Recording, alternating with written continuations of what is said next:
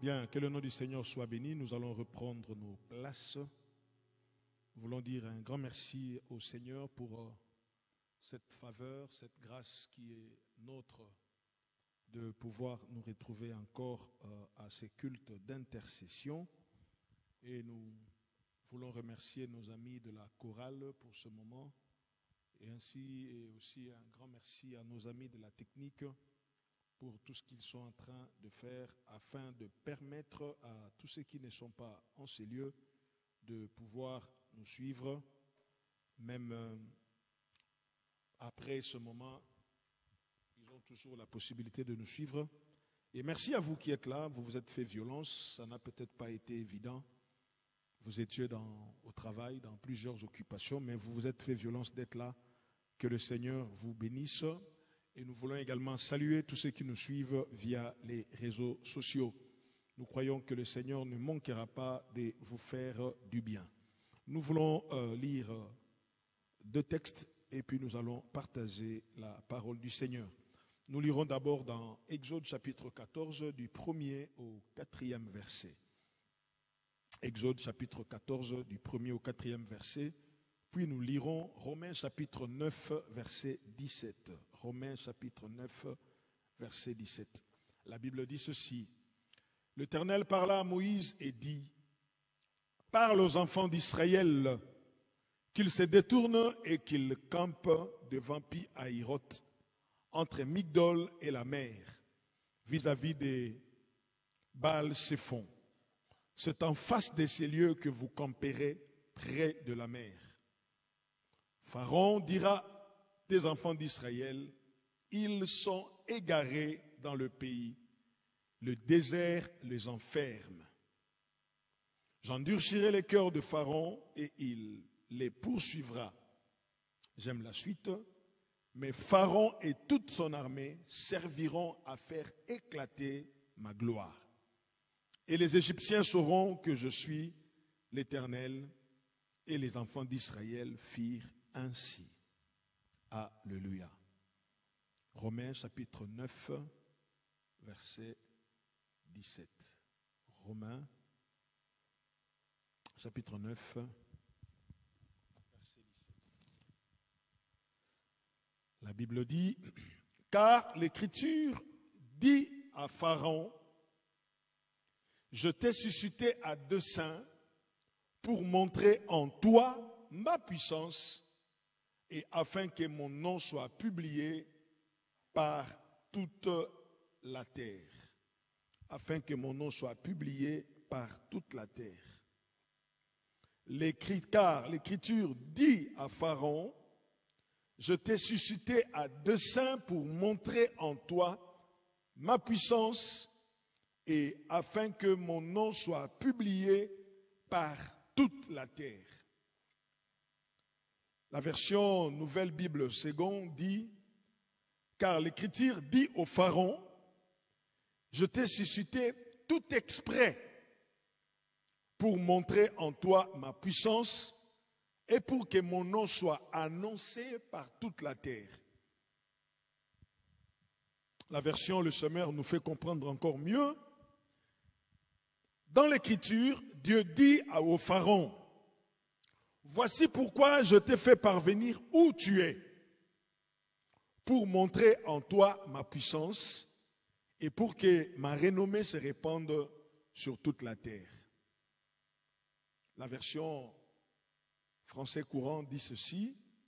Dans l'Écriture, Dieu déclare au roi d'Égypte, je t'ai établi roi précisément pour montrer en toi ma puissance et pour que ma renommée se répande sur toute la terre. Amen. Alors, le thème que je veux que nous puissions partager, c'est hier, pendant que j'étais en train de prier le matin, ça m'est venu à l'esprit, j'ai commencé à travailler sur ça, et je suis en train de travailler sur ça, et je voulus que nous puissions partager cela. Pendant ma prière, j'étais en train de dire au Seigneur, j'ai besoin d'une instruction, d'une orientation, et j'étais en train de prier pour ce culte. J'ai eu cette pensée d'essayer de réfléchir sur ce texte et nous allons voir comment le Seigneur va nous conduire. Nous allons partager ce moment. Vous savez que nous sommes toujours dans l'année 2022. Ce n'est pas encore fini et c'est encore loin d'être fini. Même s'il nous reste quelques jours pour que nous puissions commencer à parler de l'année 2023, mais nous croyons que pendant ces quelques temps qui nous restent, Dieu est capable de faire des grandes choses, beaucoup de choses, au point que nous manquerons même de moyens pour en parler. Et nous croyons toujours que le Dieu de gloire est prêt à nous révéler, à faire éclater ou à nous manifester sa gloire. Amen. Il est question des enfants d'Israël qui sortent de la mer Rouge, qui sortent, de l'Égypte. Ils sont en train de sortir, ils viennent de sortir de l'Égypte, comme dit la Bible, ils sortaient les mains levées, c'est-à-dire avec beaucoup de célébrations, ils criaient, ils étaient très contents, et ils sont en train de se diriger dans un pays, comme l'a dit Dieu lui-même, où coule le lait et le miel.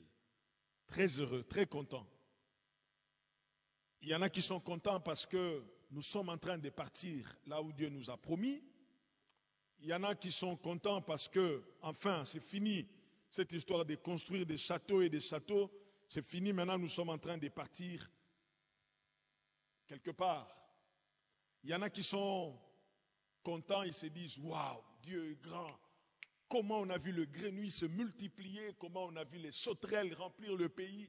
Chacun dans cette célébration-là, chaque sortie-là est en train de raconter une histoire. Il est en train de parler d'un fait qui l'a marqué. Tout le monde est en train de sortir et ils savent que nous allons partir. Je ne sais pas s'ils ont eu le temps d'interroger le GPS pour que le GPS leur dise « Faites attention, vous allez croiser la mer Rouge. » Amen. Vous savez, le GPS c'est beau, hein? Quand vous mettez la voix de la femme qui vous dit au rond-point, continuez tout droit. Mais moi, des fois, j'aime mettre la voix d'un homme. Il est agressif quand il parle et ça me fait rire.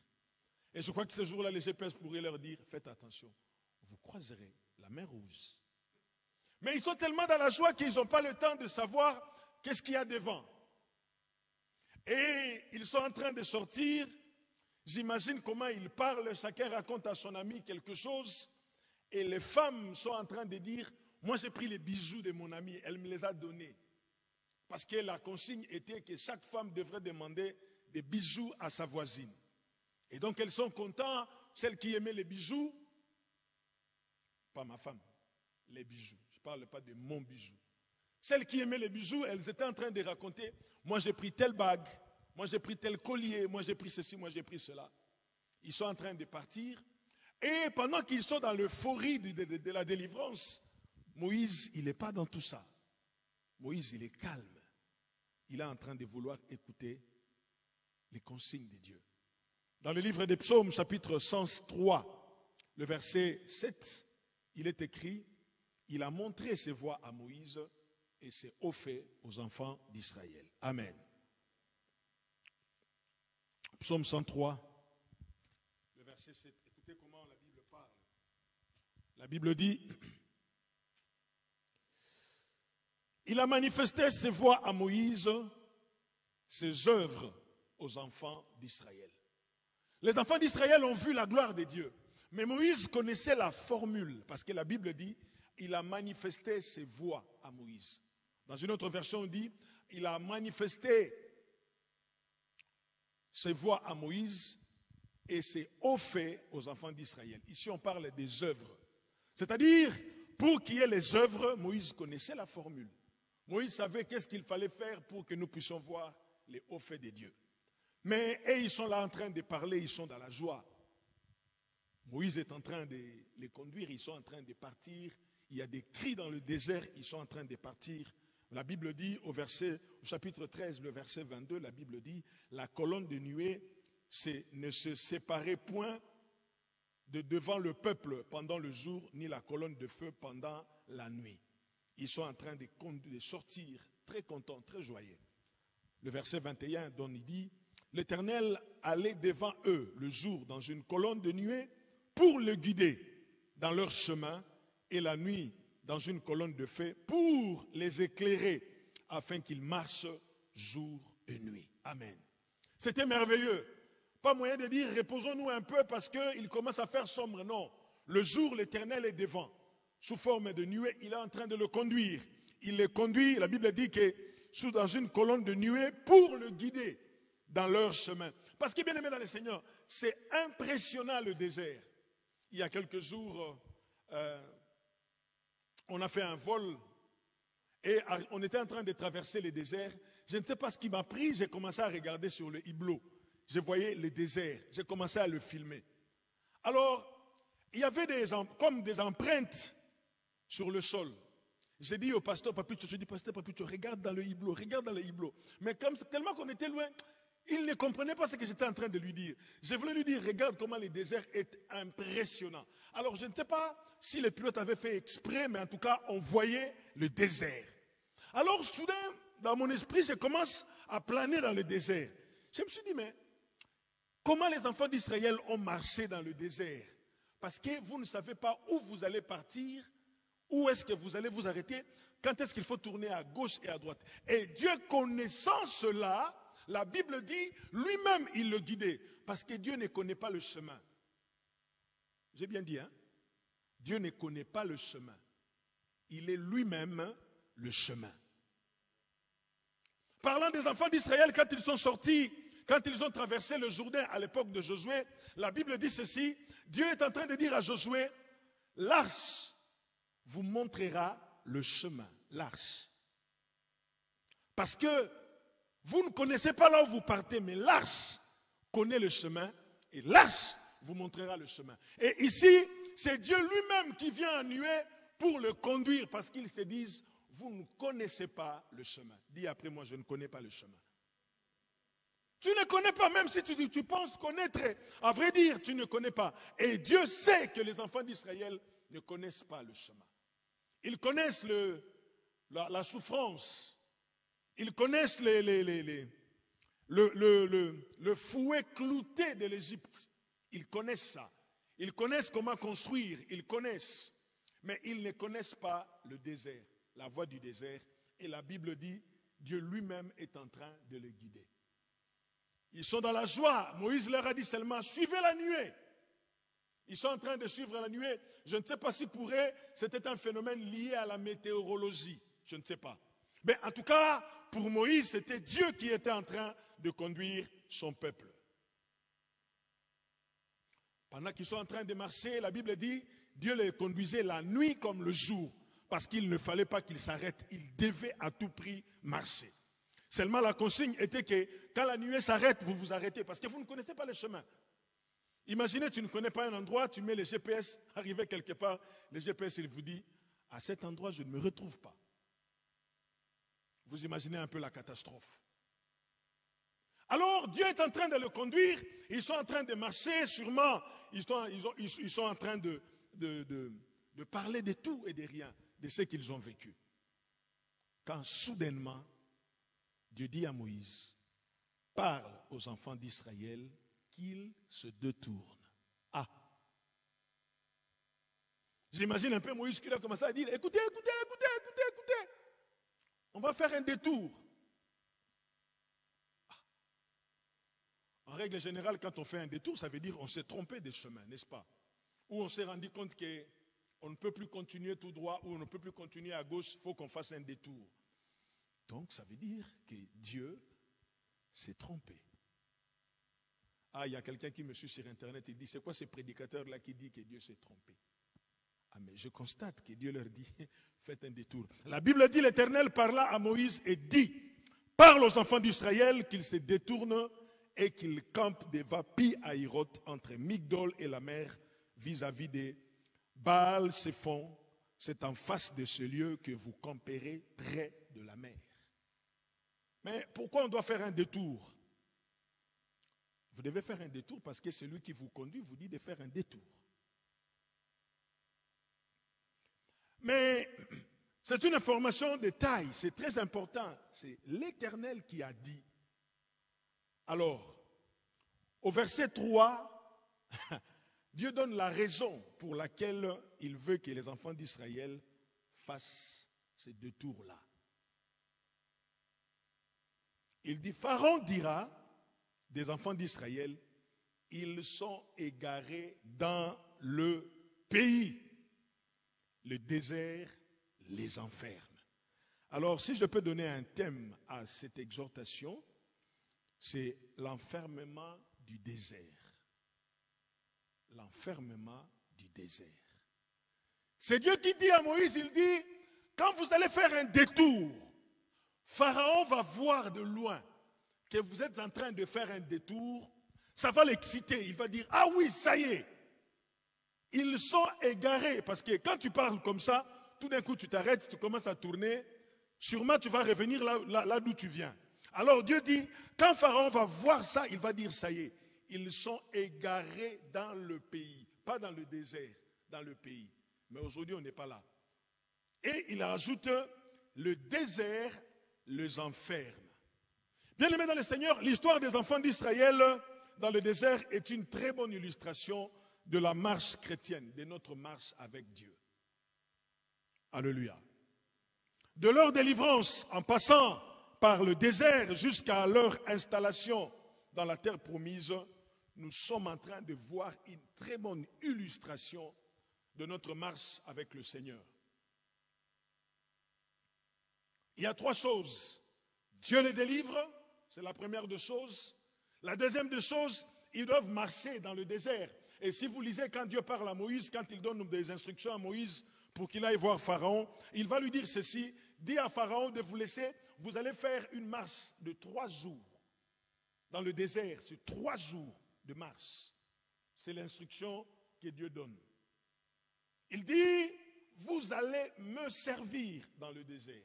Donc, il y a d'abord la délivrance, deuxièmement, il y a le service, et ensuite, il va dire, vous allez entrer dans le pays que je vous ai donné, le pays où coule le lait et le miel, ce qui équivaut également au temps du repos. Alors, cela également, c'est ce que l'apôtre Paul va rappeler plus tard aux chrétiens de Thessalonique. Dans 1 Thessaloniciens chapitre 1, verset 9 à 10, écoutez ce qu'il dit. Car on rencontre à notre sujet quel accès nous avons eu auprès de vous et comment vous vous êtes convertis à Dieu en abandonnant les idoles pour servir le Dieu vivant et vrai et pour attendre des cieux son Fils qu'il a ressuscité des morts, Jésus qui nous délivre de la colère à venir.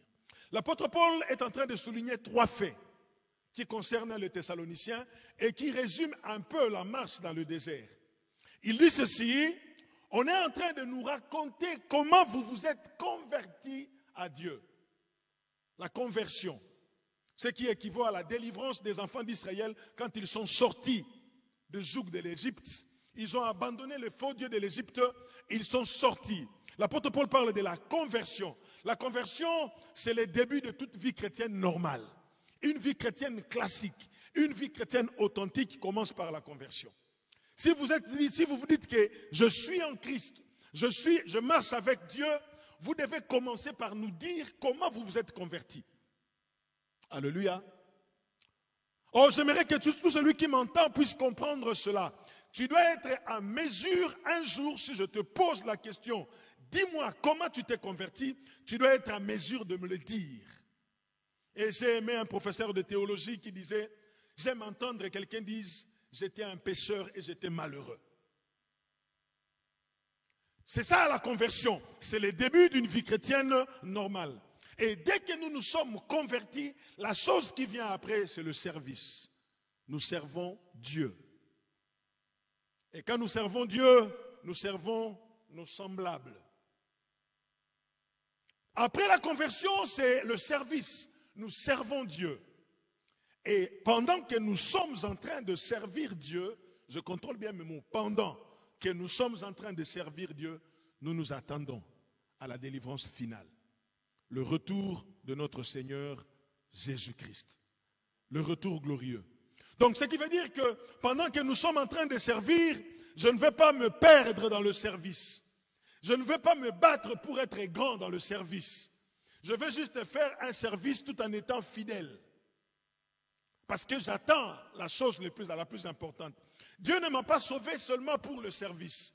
Dieu m'a sauvé pour que j'aille au ciel. Mais en attendant le ciel, je le sers. Et ça, nous ne devons pas perdre ça de vue. Même si dans mon service, je ne deviens pas grand.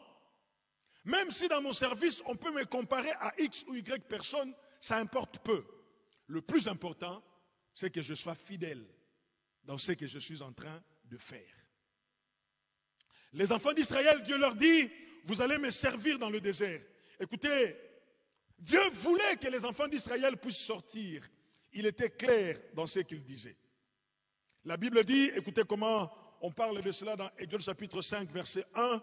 La Bible dit, Moïse et Aaron se rendirent ensuite auprès de Pharaon et lui dirent, ainsi parle l'Éternel, le Dieu d'Israël, laisse aller mon peuple pour qu'il célèbre au désert une fête en mon honneur. Pour qu'il célèbre au désert une fête en mon honneur. Bien-aimés dans le Seigneur, le mot que nous lisons dans la Bible des fois c'est cruel. Comment on peut célébrer une fête dans le désert? Non.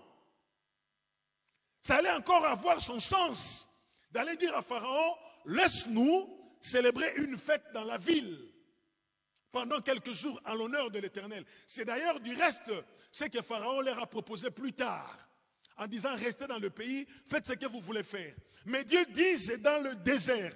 Bien-aimé dans le Seigneur, je vais encore te dire une vérité, c'est que la vie chrétienne est une fête, mais dans le désert.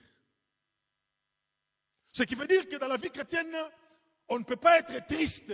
Parce que je n'ai jamais vu quelqu'un dans une fête en train de danser, mais il est triste. Non, ça n'existe pas. Donc la vie chrétienne, c'est la réjouissance, mais dans le désert. La journée, il fait chaud, la nuit, il fait froid, parce qu'il y a le vent qui souffle. Il y a la poussière. Quand je vous raconte l'expérience que j'ai faite dans l'avion, plusieurs fois j'ai pris l'avion, plusieurs fois j'ai traversé le désert, mais cette fois-ci c'était hallucinant.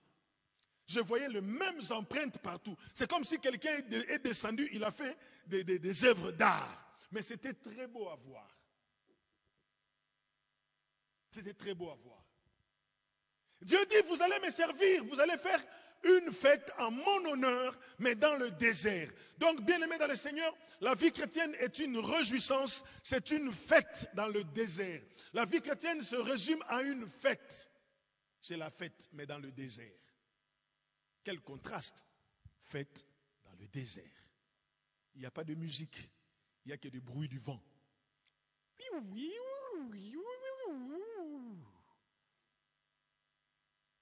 Un pasteur me disait, quand nous sommes partis au Sénégal, il dit, il y a des fois quand le vent souffle ici, tu as comme l'impression que ce sont les démons qui parlent.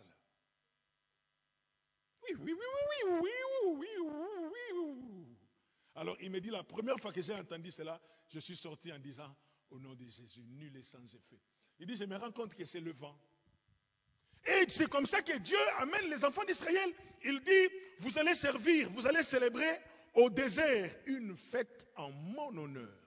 En mon honneur. La Bible dit au chapitre 7, versets 15 à 16, toujours dans Exode, la Bible dit, va vers Pharaon dès le matin, il sortira pour aller près de l'eau et tu te présenteras devant lui au bord du fleuve. Tu prendras à ta main ta verge qui a été changée en serpent et tu diras à Pharaon, l'Éternel, les dieux des Hébreux, m'a envoyé auprès de toi pour te dire, laisse aller mon peuple afin qu'il me serve dans le désert. Et voici jusqu'à présent, tu n'as point écouté. Laisse aller mon peuple afin qu'il me serve dans le désert. Le service dans le désert. C'est quoi le service dans le désert, Seigneur? Comment on va faire? Si tu nous laisses encore en Égypte, ça peut se justifier. Mais Dieu précise dans le désert. Donc nous voyons par là que Dieu, autant il avait besoin des enfants d'Israël, autant il a besoin de nous. Mais en dehors de l'Égypte, dans le désert. Il veut que nous puissions le servir dans le désert. Vous savez ce qui est merveilleux avec le désert, c'est que par moment, ce n'est pas régulier, mais par moment, tu peux croiser des oasis. Des bouts de terre où il y a un peu d'eau, ça te permet un peu de te rafraîchir et ça s'arrête là, pas plus. Il ne faut pas espérer trouver des poissons dedans, il n'y en a pas. C'est un peu d'eau, un peu de marécage, un peu d'eau seulement, tu bois, tu te laves un peu le visage, tu te rafraîchis un tout petit peu, mais tu dois continuer la marche. Un frère me racontait son expérience quand il cherchait à rejoindre l'Europe. Ils sont venus en traversant le désert à pied. Il dit, évangéliste, tu parles et tu as vu des gens mourir, tu n'as rien vu. J'ai vu les gens mourir dans le désert. J'ai traversé les corps, jonché tout le long du désert. Vous partez, vous ne savez pas où vous partez. Vous traversez comme ça. Quelqu'un commence à te dire, frère, pitié. Même si tu as pitié de lui, qu'est-ce que tu vas faire? Il est en train de mourir. Et c'est dans un endroit comme celui-là que Dieu veut que les enfants d'Israël aillent le servir. Cependant, si Dieu veut que nous puissions le servir, si Dieu nous a délivrés, s'il nous a fait sortir de l'Égypte, du joug de l'ennemi, chacun de nous connaît comment il était avant de venir à Christ. Nous connaissons comment était notre vie. Il y en a qui ont été malades, qui ont été guéris miraculeusement. Il y en a qui ont été des esclaves de la sorcellerie, qui ne dormaient pas la nuit, avec des femmes, des maris de nuit, des femmes de nuit. Il y en a qui se faisaient taper toute la nuit. Dans la famille de mon épouse, il y a une expérience hallucinante. Je n'arrive jamais à comprendre cette histoire. Il y a toute une famille, quand la nuit arrive, ils vont dormir, ils se disent à demain, bonne nuit, bonne nuit. Mais ils le savent qu'il y en a un qui va se réveiller le matin, taper la nuit. Qui le tape, on ne sait pas. Jusqu'à ce qu'un jour, il y en a un qui s'est fait taper et qui est mort. Alors, il y a la mort, il y a quelqu'un qui vient de mourir à la maison. Donc la police, elle vient, on arrête le propriétaire de la maison. On arrête le papa. On l'amène au commissariat. On est en train de le juger, de lui poser des questions. Le monsieur, il dit, je ne suis pour rien. Quand soudain, un enfant vient, il dit, laissez mon père, il est innocent. Chez nous, c'est comme ça. Quand nous dormons, on nous tape toute la nuit. Et c'était son tour, on l'a tapé, il est mort. Alors, le policier s'étonne, il dit, dans une ville comme Kinshasa, où il y a des églises partout, vous vivez de telles expériences et vous êtes tranquille, sortez du bureau. La police l'a laissé dire, c'est pas normal. Donc, il y a des gens qui ont été peut-être dans cette situation-là, où la nuit, ils ne dormaient pas. Ils vivaient toutes sortes de cauchemars. Il y en a qui ont peut-être été malades, le Seigneur les a guéris miraculeusement. Bref, il y en a qui ont été aussi peut-être dans le péché, tellement experts en péché, mais un jour, Dieu nous a tous délivrés et nous sommes devenus aujourd'hui des enfants de Dieu. Et nous devons savoir qu'après avoir été délivrés de la sorte, Dieu attend de nous une seule chose, que nous puissions le servir. En attendant le ciel, en attendant que Jésus vienne nous chercher, nous sommes appelés à servir Dieu. On parlera de servir Dieu prochainement. Mais sachez seulement que nous sommes sauvés pour servir. Nous avons été délivrés pour servir Dieu, pour servir aux intérêts de Dieu, pour que Dieu puisse atteindre ses objectifs au travers de nous. Mais si Dieu a fait cela, vous devez savoir que le diable n'a pas lâché l'affaire. Le diable n'a pas lâché l'affaire. Il ne va pas lâcher l'affaire. Autant Pharaon ne veut pas lâcher l'affaire, autant l'ennemi n'est pas prêt à lâcher l'affaire. Ce n'est pas parce que Dieu t'a délivré, tu commences à chanter Alléluia, que c'est fini. Non. J'aime comparer le diable des fois à un dessin animé. Vous savez, dans les dessins animés, on ne parle jamais des morts. Même si les trains l'écrasent, vous voyez pour moi que les trains l'ont écrasé. À un moment donné, il se réveille. C'est comme Tom et Jerry. Même si vous le voyez taper, écraser, il ne mourra pas. C'est un dessin, mais animé. Le diable ne lâche pas l'affaire tout simplement parce qu'il y a une raison. Écoutez, lorsqu'ils sont sortis, Dieu les amène. Mais Dieu, comme il connaît toutes choses, il sait pourquoi il a permis à ce que ce roi-là devienne roi. Nous avons lu Romains chapitre 9. La Bible dit, j'aime beaucoup la version Le Semeur.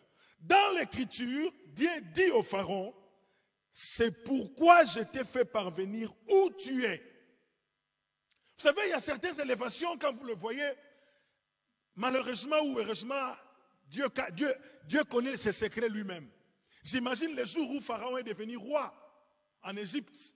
Il y avait toute une cérémonie. Les gens disaient non, il a mérité, il est intelligent. C'est lui le digne héritier. Il a toujours été exemplaire. Il n'a pas fait de folie. Peut-être que s'il y avait un pasteur ce jour-là, il a prié pour le Pharaon en disant, Seigneur, nous te bénissons pour l'élévation de cet homme. Mais Dieu au ciel sait pourquoi il a élevé roi. Il dit, c'est pourquoi je t'ai fait parvenir où tu es. Il y a une raison. Par toi, je ferai éclater ma gloire. Mais Pharaon ne sait pas, peut-être qu'il est en train de vanter ses mérites. Peut-être qu'il est en train de dire, moi j'ai beaucoup étudié, c'est pour ça mon père a voulu que je puisse le succéder au trône. Parce que le Pharaon qui est là, ce n'est pas celui qui était en train de chercher à tuer Moïse. Ça, c'est un autre Pharaon. Donc, le jour où il est devenu roi, il était content. Et je crois que le jour où Moïse est venu l'affronter, il disait à Moïse, je te connais, on était tous dans le palais. On mangeait ensemble. C'est vrai que toi, on t'aimait beaucoup parce que on croyait que tu étais le fils de notre sœur. Mais le Pharaon en question ne sait pas pourquoi il est là. Et Dieu le connaît tellement, Dieu l'a fait monter jusque-là. Parce que Dieu dit, c'est par toi que ma gloire éclatera. Et Dieu a une raison. Il dit ceci, et pour que ma renommée se répande sur toute la terre. Donc Dieu veut qu'on parle de lui. La preuve est qu'aujourd'hui, même les gens athées, quand ils parlent de Moïse, ils parlent de l'Égypte, ils parlent de Dieu. Parce que Dieu voulait que ça se passe comme ça. Donc, Dieu se rend compte que, vu comment les enfants d'Israël sont en train de partir paisiblement, tranquillement, Dieu dit non, il y a un problème. Quelque chose n'est pas encore mis en place.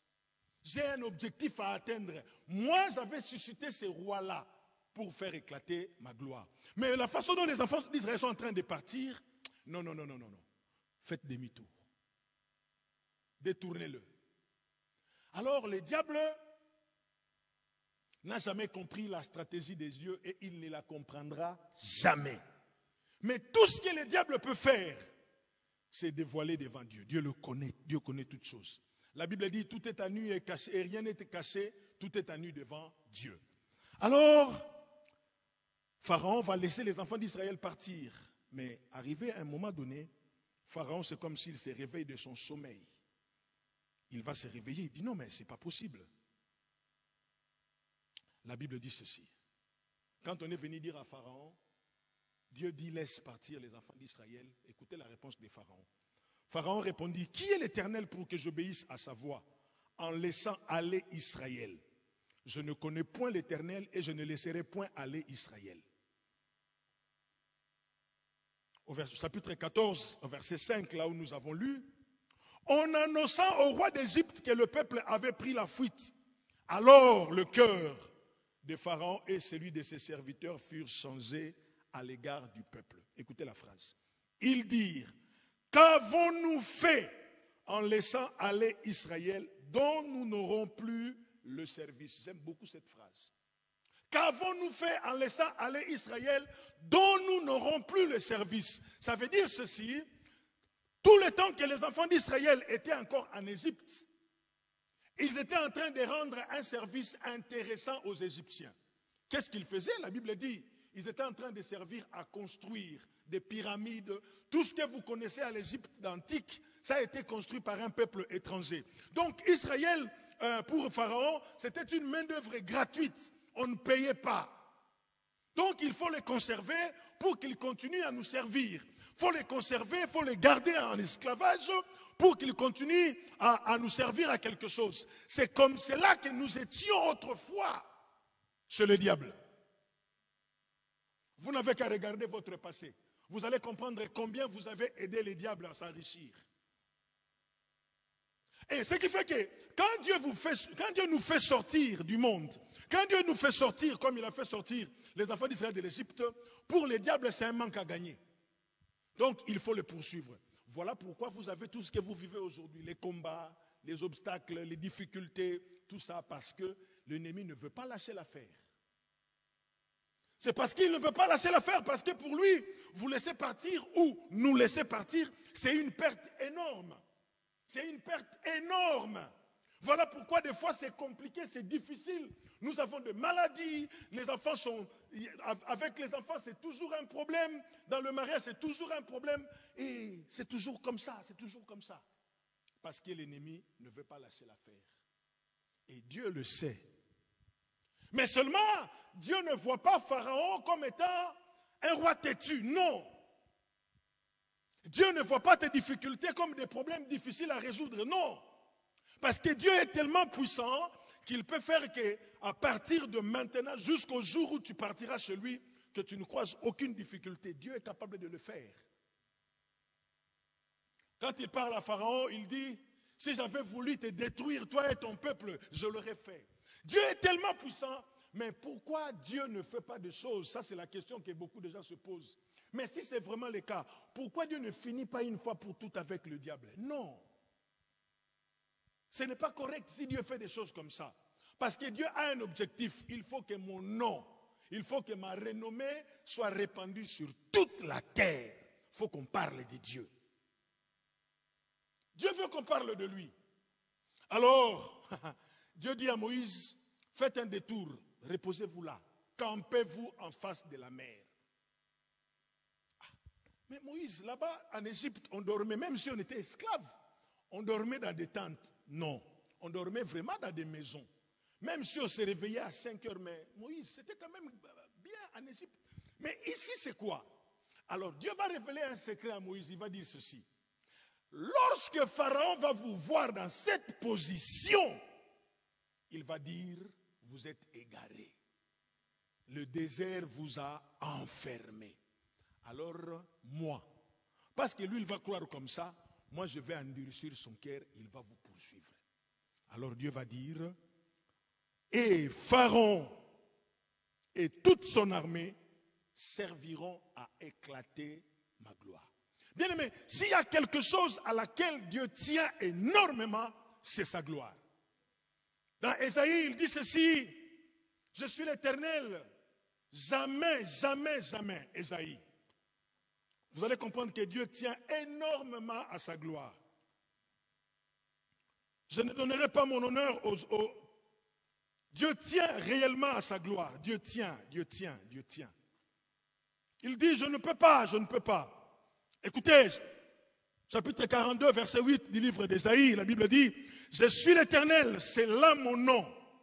Et je ne donnerai pas ma gloire à un autre, ni mon honneur aux idoles. Dieu dit, je suis l'Éternel, c'est là mon nom, et je ne donnerai pas ma gloire à un autre. Donc vous allez comprendre que Dieu tient sérieusement à sa gloire. S'il ne peut pas partager sa gloire, du moins il aime faire éclater cette gloire. Toutes les occasions qui sont favorables à Dieu pour faire éclater sa gloire, il ne le laisse pas. Il dit non, je ne peux pas, je ne peux pas.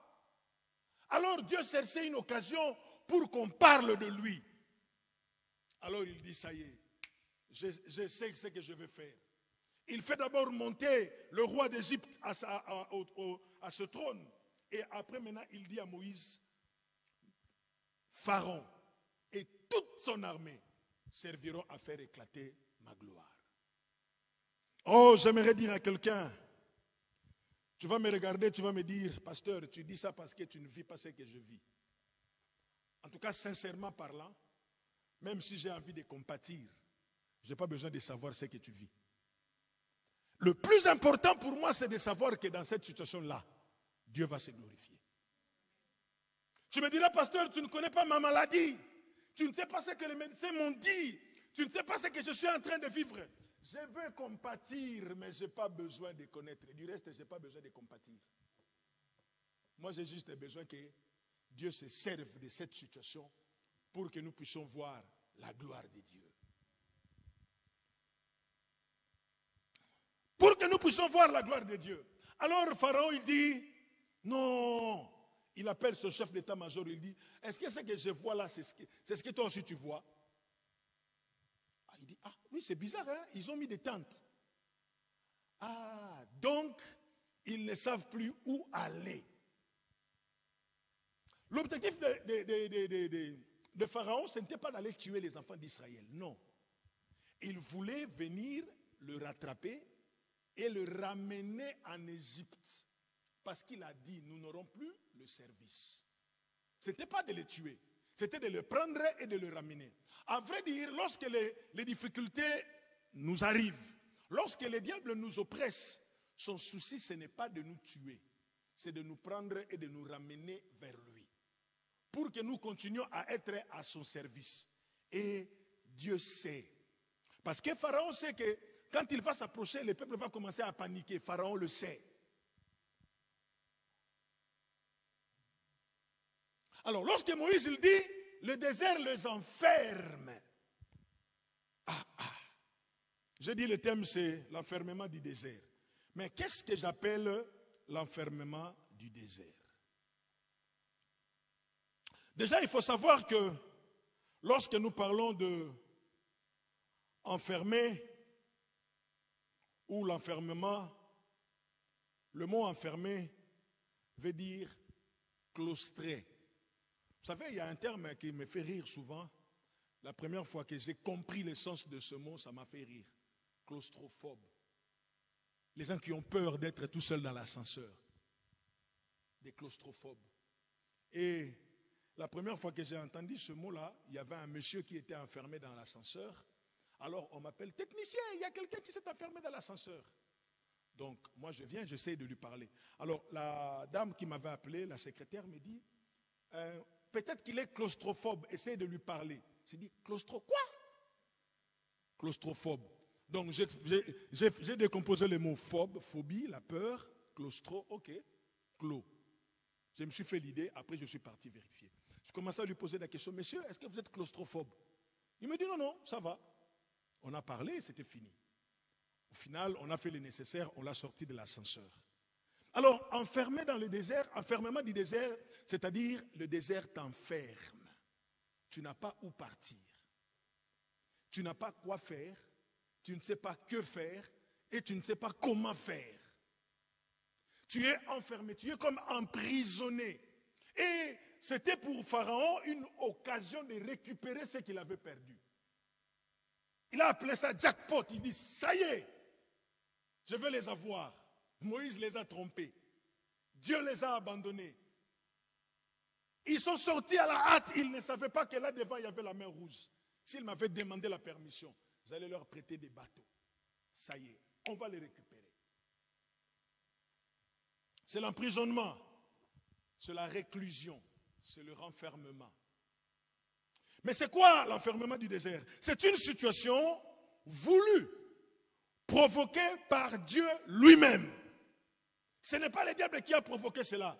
Souvenez-vous là où nous avons lu, l'Éternel parla à Moïse et dit aux enfants d'Israël de faire un détour. L'Éternel parla à Moïse et dit, ce n'est pas un prophète qui est parti dire ainsi parle l'Éternel. On risquera de dire que non, c'était une fausse prophétie. Non, l'Éternel parla à Moïse et dit, c'est Dieu lui-même qui est à la base de la situation. C'est Dieu lui-même qui veut que les choses se passent de la sorte. Donc, je dirais autrement, c'est Dieu lui-même qui va emprisonner son peuple. Ok? C'est Dieu lui-même. Ce n'est pas la faute des enfants d'Israël. Ce n'est pas la faute de Pharaon. Ce n'est pas Moïse qui a mal entendu Dieu. Non. C'est une situation voulue, provoquée par Dieu lui-même pour faire éclater sa gloire. Mais cette situation, aux yeux de l'adversaire, paraît comme une voie sans issue.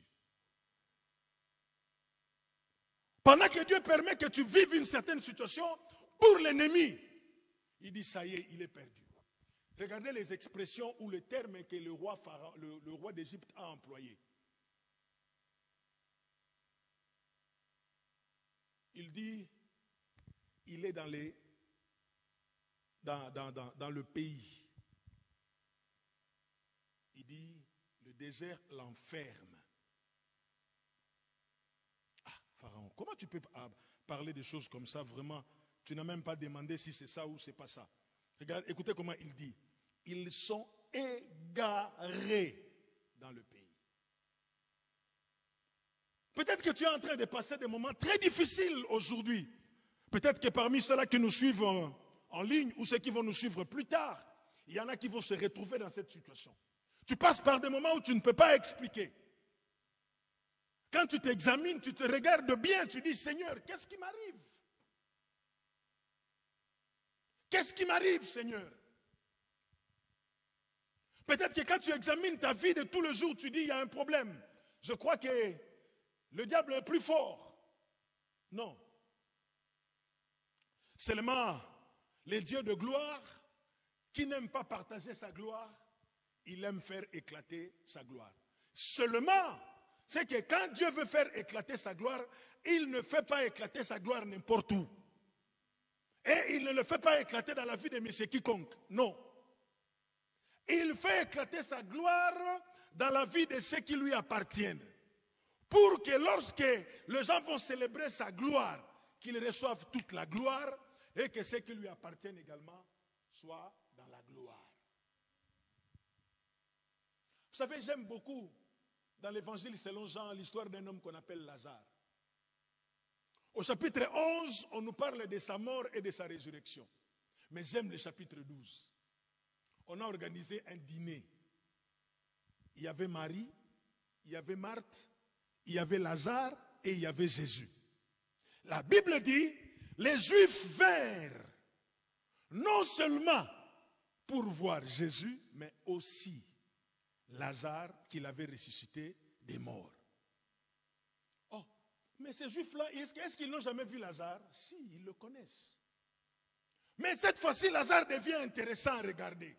Cette fois-ci, ce n'est pas le Lazare qu'on a connu autrefois. C'est un Lazare différent. C'est un Lazare ressuscité. Donc, on veut le voir, on veut le toucher, on veut le palper pour savoir, quand on revient à la vie, après la mort de 4 jours, on est comment? Jésus est là. Il est dans sa gloire. C'est lui l'auteur, c'est lui le metteur en scène de la situation. Mais il n'intéresse pas les Juifs. Celui qui intéresse les Juifs s'appelle Lazare. Ils viennent voir Lazare. Mais c'est bien de regarder Lazare. Mais quand Lazare était dans le séjour des morts, où étiez-vous? Vous avez dit qu'il sent déjà. Oh, laissez-les te dire, tu sens déjà, c'est pas grave. Les mêmes personnes qui ont dit, tu sens déjà. Les mêmes personnes qui ont porté des masques à ton corps, devant à ton deuil, ils viendront te contempler. Parce que Dieu a fait quelque chose. J'aime dire, le jour où Lazare était dans le séjour des morts, on employait sur lui les cantiques qui dit, et toi aussi tu es sans force, tu es comme nous, tu es venu jusqu'à nous.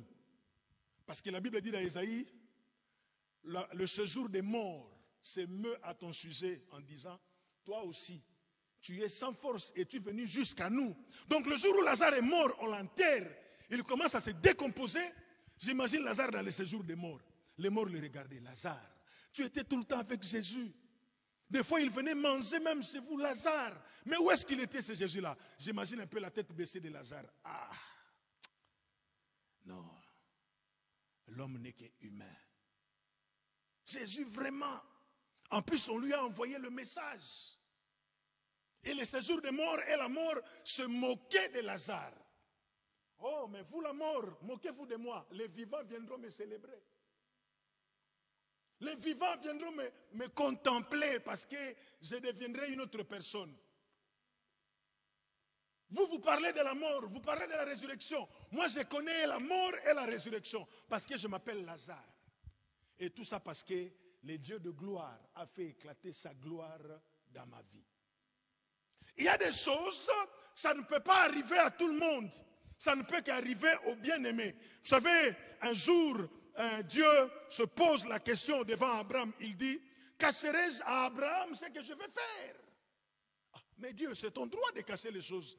comment tu commences à te poser des questions? Parce que Dieu se rend compte que non, il y a des choses que je ne peux pas cacher à cet homme Lazare. À cet homme Abraham, il m'a tellement fait confiance. L'ange Gabriel, quand il vient voir Daniel, il lui dit, tiens-toi prêt, j'ai des choses à te dire parce que tu es un bien-aimé. Il y a des choses, ça ne peut qu'arriver à toi parce que tu as du prix aux yeux de l'Éternel. Dieu n'a que toi pour faire éclater ta gloire. En d'autres mots, je dirais, tu es comme un écran de Dieu. Le monde ne comprend pas le terme gloire. Il faut qu'on voit ça en toi. Quand Jésus dit, je suis la résurrection et la vie, les gens ne comprennent pas ça trop bien. Allez voir Lazare et vous allez comprendre c'est quoi la résurrection et la vie. L'enfermement du désert. Dans l'enfermement du désert, il y a 3 faits qu'il faut observer. Le premier fait, c'est vous. Vous ne comprenez pas. Vous pleurez. Des fois, vous boudez.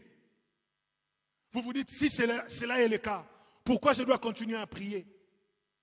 Si cela est le cas, pourquoi je dois continuer à marcher dans la crainte de Dieu? Parce que vous ne comprenez pas. Vous vous dites, mais on partait tout droit, mais soudain on nous fait faire un demi-tour. Vous vous dites, mais lui vraiment Dieu, quand il nous a fait sortir de l'Égypte, il ne savait pas qu'il y avait la main rouge. C'est quoi ça? C'est quel Dieu que nous servons? Un Dieu qui ne sait pas prévoir, un Dieu qui ne connaît pas à l'avance. Tu peux dire ça, je te comprends, parce que tu ne comprends pas l'enfermement du désert. Tu ne comprends rien et tu ne comprendras rien. C'est ça l'œuvre du Très-Haut. Ah, il faut qu'on arrête. Deuxième chose, dans l'enfermement du désert, c'est l'adversaire, le diable. Le pharaon. Il ne sait pas que c'est un piège qu'on lui a tendu. Il ne sait pas. Lui, il pense que tu es perdu. Et il vient à hâte pour t'attraper. Mais il ne sait pas que c'est un piège. Le frère Christian nous a un jour prêché ici sur le piège. Vous savez, le problème du piège, c'est quoi? C'est que celui qui tend le piège, il sait comment ça va fonctionner. Mais celui à qui on a tendu le piège, il ne sait pas que c'est un piège. Il croit que c'est une proie.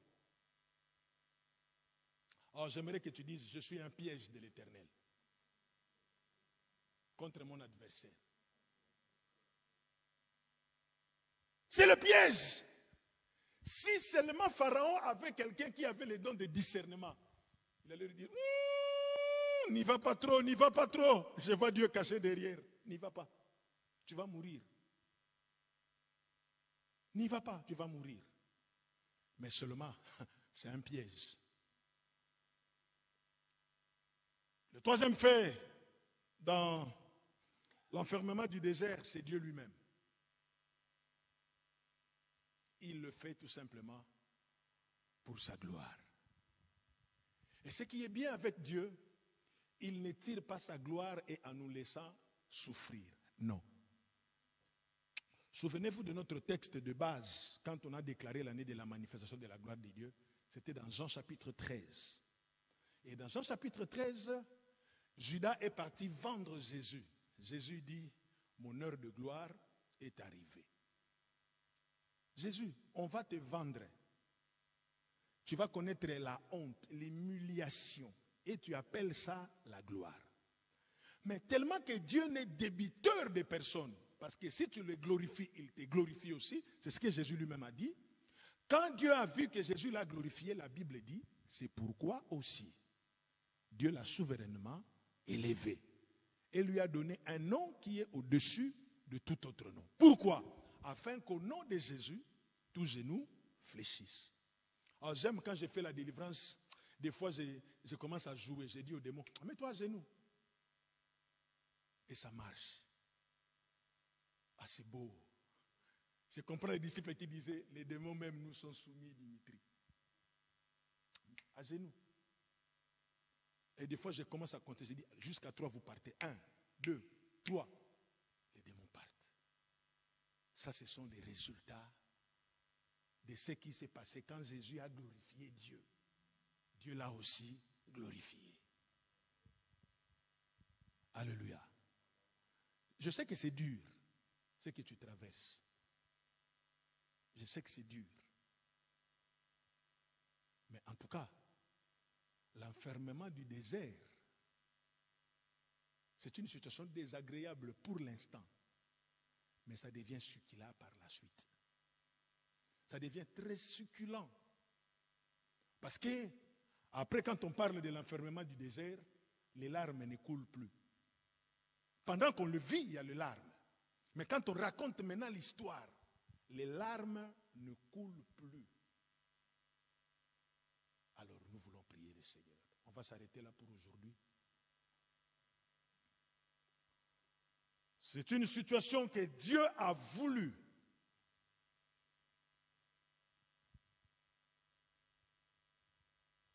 Dieu l'a voulu. Dieu l'a voulu. C'est Dieu lui qui l'a voulu. Peut-être que tu passes par un moment comme ça, un moment de trouble, un moment où tu ne comprends pas. Des fois, quand tu es chez toi à la maison, tu dis j'abandonne. Mais tu sens que non, il ne faut pas que j'abandonne. Peut-être que tu n'es pas encore en train de vivre ça là. Peut-être toi tu dis, ah moi ça ne me dit rien. Oh t'inquiète, prends ce message à crédit. Tu vas t'en servir plus tard. Mets ça dans ton compte épargne. Ça va t'aider. De même que tu crées un compte épargne pour préparer le voyage de l'été prochain. Prends ce message, mets ça également dans ton compte épargne. Ça te servira. Est-ce que nous pouvons nous mettre debout et nous recommander entre les mains de Dieu? Le problème, c'est que quand ça se produit, nous ne comprenons toujours pas. On ne comprend pas, on ne comprend pas. Et on commence à se poser des questions. Oh, mais j'aimerais te dire que tu es à la fois là, le piège de Dieu pour l'ennemi, et tu es aussi comme l'étendue où la gloire de Dieu va éclater. Commence seulement à dire à Dieu, dans cette situation difficile, je me remets à toi. Commence à dire à Dieu, je me remets à toi. Dieu maîtrise le paramètre. Tu ne comprends peut-être pas, mais Dieu maîtrise le paramètre. Dans cet enjeu, Dieu connaît le jeu. Dans cet enjeu, Dieu connaît le jeu.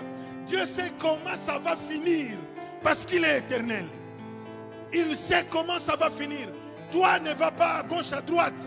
Même si les gens disent que tu es enfermé dans le désert, même si les gens disent que tu es égaré dans le pays, Dieu sait que c'est une situation, c'est un piège qu'il a tendu au diable. Parce que Dieu dit, je t'ai suscité pour un objectif. Mais c'est dur que ça passe par toi. Mais t'inquiète, Dieu sera glorifié et tu seras glorifié également. Ta maladie qui fait peur, tu en seras délivré, guéri, et ça étonnera plusieurs. Les difficultés du moment que tu es en train de connaître, que tu es en train de traverser, oh, ça ne doit pas t'inquiéter. Je sais que ça fait très mal, ça fait trop mal, mais Dieu sait. Oh, tu es un piège et tu es un terrain où éclate la gloire de Dieu. Est-ce que tu peux commencer à prier? Dire à Dieu, je m'en remets à toi.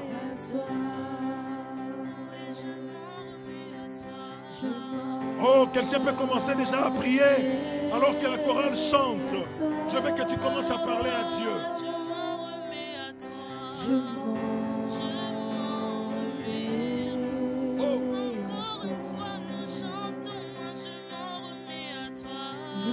Prie pour ta vie, prie pour ta vie.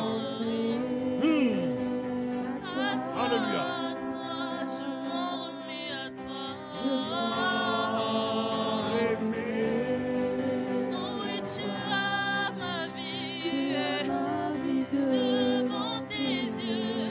Et tu en maîtrises le paramètre. Je te fais confiance aveuglement, Jésus. Oui. Fais-lui confiance aveuglement. Fais-lui confiance aveuglement. Tu ne comprends rien. Tu ne maîtrises rien. Fais-lui confiance aveuglement. Tu en maîtrises Les paramètres. Je te fais confiance aveuglement. Alléluia. Jésus. Non, prie encore, prie s'il te plaît. Tu ne maîtrises rien, tu ne comprends rien. Oh, Sabro, c'est comme et tu en maîtrises le paramètre. Je te fais confiance aveuglement. Jésus. Oh, Seigneur.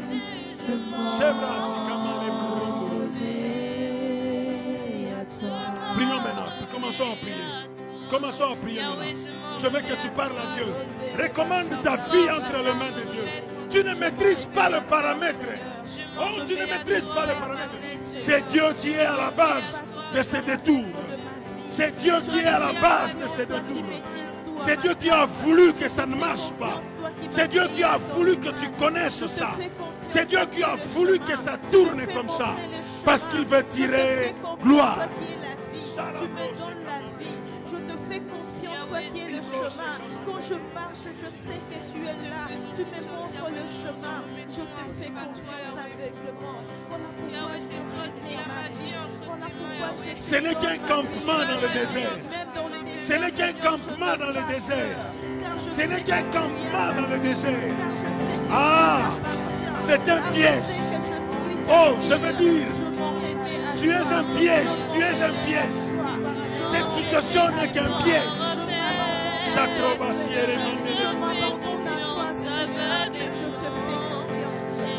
Ce n'est qu'un piège. Tu es un piège, tu es un piège. L'ennemi sera pris au dépourvu. L'ennemi sera pris au dépourvu.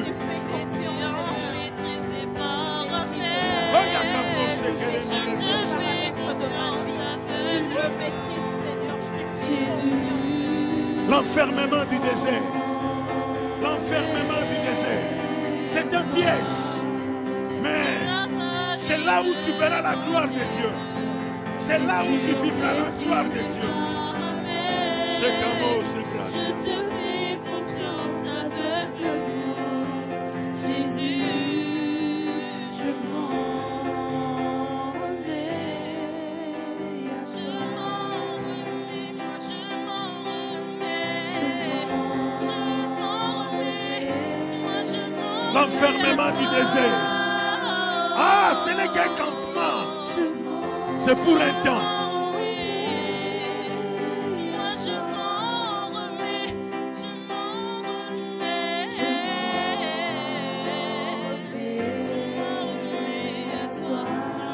Prie Dieu, prie Dieu, prie Dieu. C'est pour un temps, c'est un campement. C'est un campement. C'est un campement.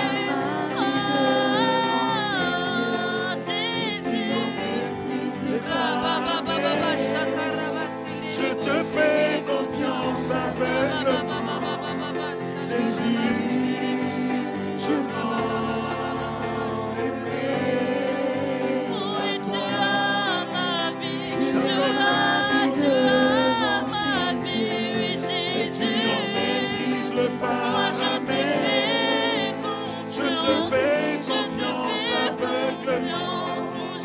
Jésus, moi je m'en remets. Tu as ma vie devant tes yeux. Les bras, je te fais. Alléluia. Je te fais confiance aveuglement. Merci Seigneur. Jésus, je m'en remets à toi. Restons calmes, je vais prier le Seigneur. Oh, ce n'est qu'un campement. Ce n'est qu'un campement. Dieu n'a pas besoin de connaître le chemin. Il est lui-même le chemin. Jésus est venu, il s'est révélé en disant 7 fois, je suis. La première fois, il a dit, je suis le pain de vie. La deuxième fois, il a dit, je suis la lumière du monde. La troisième fois, il a dit, je suis la porte. La quatrième fois, il a dit, je suis le bon berger. La cinquième fois, il a dit, je suis la résurrection et la vie. La 6e fois, il a dit, je suis le chemin, la vérité et la vie. La 7e fois, il a dit, je suis le vrai cep. Ce que Dieu a dit en gros devant Moïse, je m'appelle, je suis. Jésus est venu, il l'a défini. Il est la porte et il est le chemin. Ce qui veut dire, si tu te trouves dans une voie sans issue, quand lui il vient, la porte se présente. Si tu es dans un endroit où il n'y a pas de passage, quand il vient, il y a le chemin. Alors, ne pleure pas. Ce n'est qu'un campement. Il n'a pas oublié le chemin. C'est vrai, il ne connaît pas le chemin parce qu'il est lui-même le chemin. Je reconnais en même temps que c'est dur. Mais seulement, c'est un campement. C'est pour quelque temps. Vous allez camper ici. Seigneur, notre Père, notre Dieu, tu es le Dieu qui aime sa gloire, qui ne partage pas sa gloire, mais qui aime faire éclater sa gloire. Seigneur, ce soir, des hommes et des femmes présents en ces lieux, même ceux-là qui nous suivent à distance, nous voulons faire partie, Seigneur, de ceux qui feront éclater ta gloire. Oh, nous voulons être comme l'étendue où éclate ta puissance. Nous voulons être des étendues où éclate ta gloire. Nous voulons être des étendues où éclate ta grandeur. Seigneur, il y a quelqu'un qui est en train de pleurer. Peut-être que nous ne voyons pas les larmes couler de ses yeux, mais il pleure. Il y a quelqu'un qui est en train de saigner dans son cœur parce que ça ne marche pas, parce que c'est dur, parce que c'est difficile.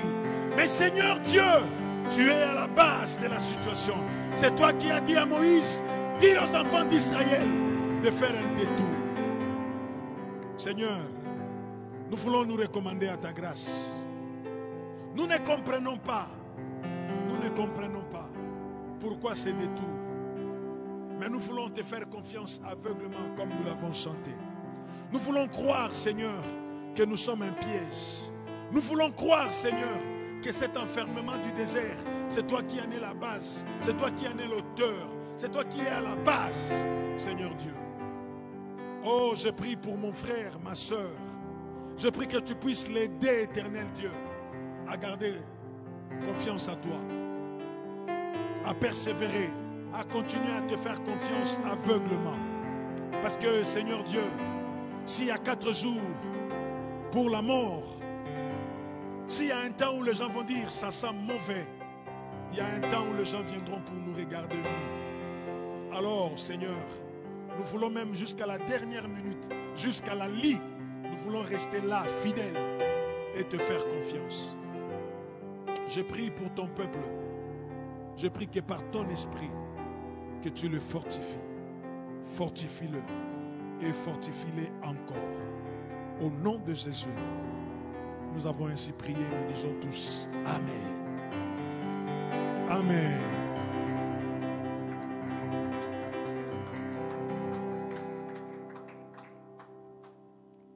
Bien, nous sommes arrivés à la fin. Les paniers des offrandes vont circuler. Nous voulons seulement rappeler à nos amis femmes l'événement de demain, les repas des nations. En tout cas, si vous vous reconnaissez comme femme, ne manquez pas d'être présent à cet événement. Et n'y venez pas tout seul, toute seule. Ne venez pas seulement vous-même, mais invitez, si vous pouvez inviter d'autres femmes à cet événement, le repas des nations. Je crois que ça va être un moment de convivialité, un moment où les femmes vont se rapprocher les unes des autres. Vous allez avoir l'occasion de vous poser la question de savoir vous venez d'où, vous êtes comment vous avez connu l'église. Ça va vraiment être un moment de convivialité. Alors, nous vous encourageons à être là. Même vous qui nous suivez en ligne, si vous pouvez être là demain, ne manquez pas. C'est à partir de 16h. Soyez là, en tout cas, venez avec un repas, une spécialité de chez vous. Moi, je serai là, mais c'est pour manger. Je serai là pour déguster les repas entiers, Sénégalais, Congolais, Français, je viendrai. Hein? Même les pâtes de grenouilles, je vais manger. Je vais voir comment le goût de la grenouille. Amen. Et les dimanches, nous sommes là. Ces dimanches, c'est les derniers dimanches du mois, donc nous allons avoir notre Sainte Seine. Alors, rappelons les amis qui, depuis un certain moment, nous ne le voyons pas. Encourageons-le à venir. Ça va être encore une très bonne chose. Et je reste convaincu de tout mon cœur que les dimanches, le Seigneur nous fera du bien. Et demain également, Dieu nous fera énormément du bien. Amen. Nous allons incliner nos têtes dans la prière et nous allons clôturer. Notre Père et notre Dieu, nous aimons savoir que nous sommes tes enfants. Nous aimons savoir que tu es notre Père. Il est écrit que nous sommes ton peuple, le troupeau que ta main conduit. Seigneur, de même tu as conduit les enfants d'Israël dans le désert. Nous croyons que dans ce monde, en ce temps de la fin, en ce temps difficile, tu es le Dieu qui nous conduit. Tu n'as pas besoin d'un GPS parce que tu maîtrises toutes choses. Tu n'as pas besoin de connaître le chemin parce que tu es toi-même le chemin. Et nous voulons te suivre. Seigneur, donne-nous seulement cette patience, cette persévérance de continuer à te suivre, la nuit comme le jour. Seigneur, tu as voulu que les enfants d'Israël marchent la nuit comme le jour, qu'ils ne se reposent pas. Seigneur, et quand il était question pour eux de se reposer, tu les as fait reposer en face de la mer. La fraîcheur renouvelait leur force. Oh, tu es un Dieu stratège. Et nous voulons te suivre. Nous voulons marcher avec toi. Nous te recommandons la réunion de demain avec les femmes. Nous prions que tu puisses répandre ta présence, que ça puisse être vraiment des moments de communion fraternelle. Nous prions pour le culte du dimanche et nous nous recommandons à ta grâce. Seigneur, merci de raccompagner tout un chacun de nous dans sa demeure. Si tu nous ramènes encore en ces lieux prochainement, nous ne manquerons pas de célébrer ton Saint-Nom. Que ton nom soit béni. Au nom de Jésus, nous avons ainsi prié et nous disons tous Amen. Que le Seigneur vous bénisse et à demain pour les femmes et à dimanche pour tout le monde.